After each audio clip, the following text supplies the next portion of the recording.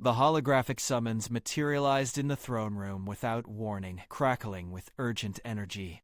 Queen Helena Grant stood from her chair, her eyes narrowing as the alien script translated itself across her neural interface. The Galactic Council demanded her presence at the Citadel within 48 hours. No explanation, no diplomatic preamble. Just a command, as if she were some minor provincial governor rather than the sovereign ruler of humanity's 100 worlds. Her chief advisor, Commander Lisa Torres, stepped forward with concern etched across her face. "Your Majesty, this is unprecedented. They've never summoned a human leader with such hostility." Helena studied the message again, noting the encrypted subtext her AI had already decoded. "They plan to make an example of her, of Earth, of humanity's recent expansion into territories the Council claimed as restricted zones." She smiled, though there was no warmth in it. "Prepare the flagship. I'll go alone." "Alone? That's exactly what they want. I know." Helena moved toward the armory where her ceremonial uniform waited. "But they have no idea what I'm bringing with me." The journey to the Citadel took 30 hours through established jump gates. Helena spent every moment reviewing files that had been classified above top secret for nearly a century, documents that would shatter the galaxy's understanding of itself. She memorized names, dates, and evidence that her predecessors had carefully compiled. By the time her ship docked at the massive station orbiting the Council's neutral world, she was ready. The Council chamber was designed to intimidate. A vast amphitheater, where representatives from 47 species sat in ascending tiers, looking down upon whoever stood at the center platform. Helena walked across the polished floor, her boots echoing in the silence. Every eye followed her, some with curiosity, most with thinly veiled contempt. Chancellor Vrexus, a towering reptilian being whose species had held council leadership for 3,000 years, raised one clawed hand. "Queen Helena Grant of Earth, you stand accused of violating galactic law through unauthorized colonization, military expansion beyond approved boundaries, and willful disregard for council authority. How do you plead?" Helena stood perfectly still, her hands clasped behind her back. "I pled that this council explain its authority to make such accusations." A ripple of shock moved through the chamber. Species didn't question the council's authority. Not openly. Not here. Vrexus's eyes narrowed to slits. "Our authority is derived from 5,000 years of maintaining galactic peace. We are the oldest civilizations, the wisest species, the keepers of order. Your humanity is barely 3 centuries into space travel. You are children playing with weapons you don't understand. Are we?" Helena's voice carried clearly through the vast space.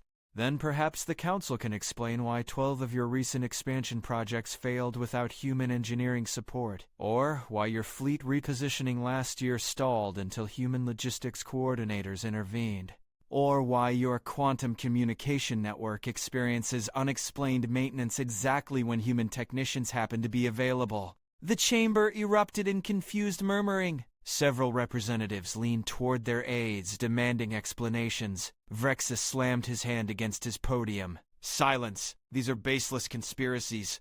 The Council's operations are entirely independent of human involvement." Helena reached into her uniform and produced a data crystal, holding it up for all to see. "This contains communication logs spanning 83 years. Every message transmitted through the Council's so-called secure network. Every private conversation. Every secret deal. Every lie told to member species about their own technological capabilities." She inserted the crystal into the central projector. The air above her exploded with data streams, holographic recordings, and intercepted transmissions. The evidence was overwhelming and irrefutable. A wolf-like species representative named Karn stood abruptly. "That message is from our home fleet. It's dated 3 years ago. The Council told us we lacked the technology for deep space reconnaissance.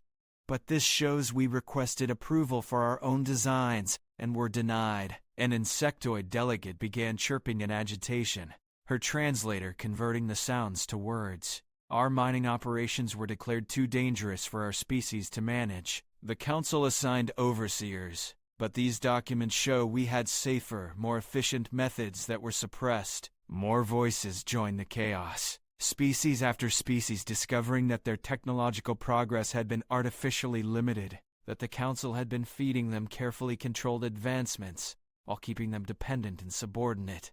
Vrexus roared for order, but the sound was lost in the growing fury. Helena waited for the noise to peak before she spoke again, her voice cutting through the pandemonium with calm precision.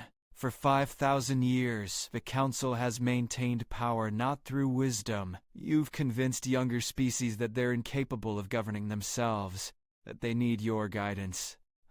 Your protection. But the truth is simpler and far more damning.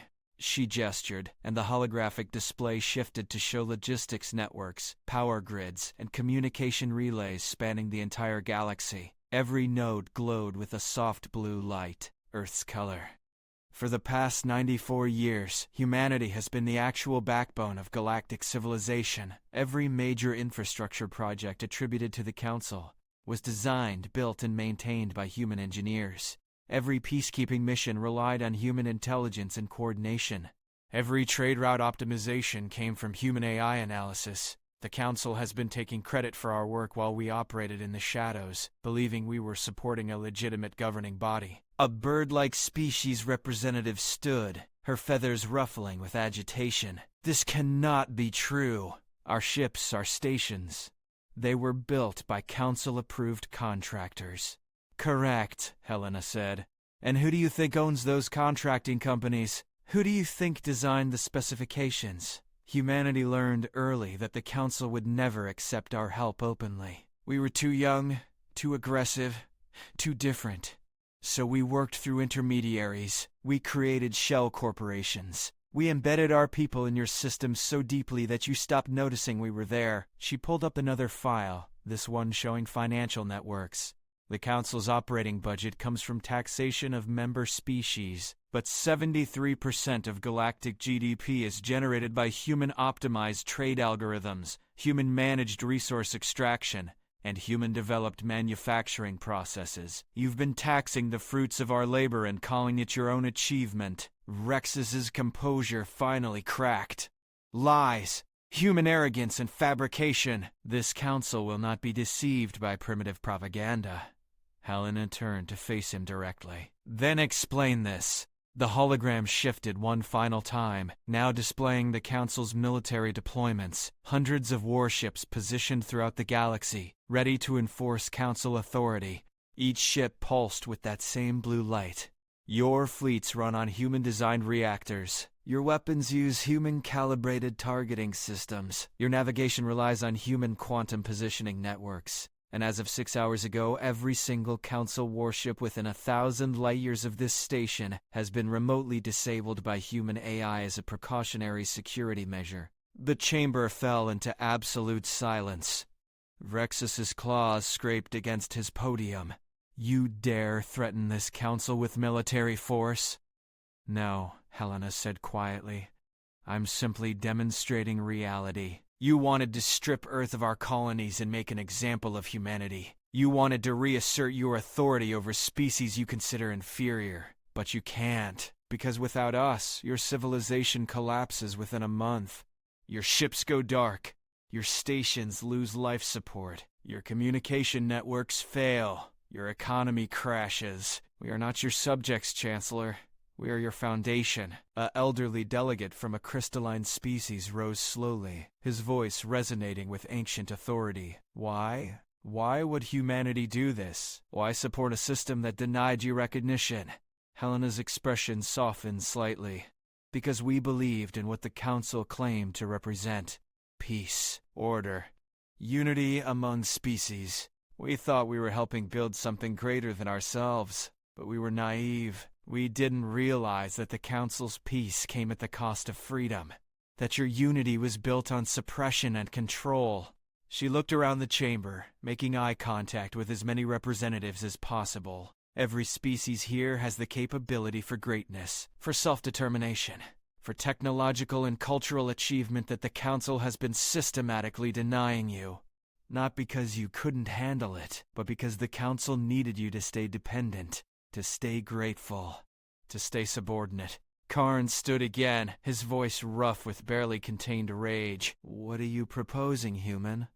"A choice," Helena said. "The Council can continue as it has, but without human support. See how long your systems last when you're forced to actually manage them yourselves.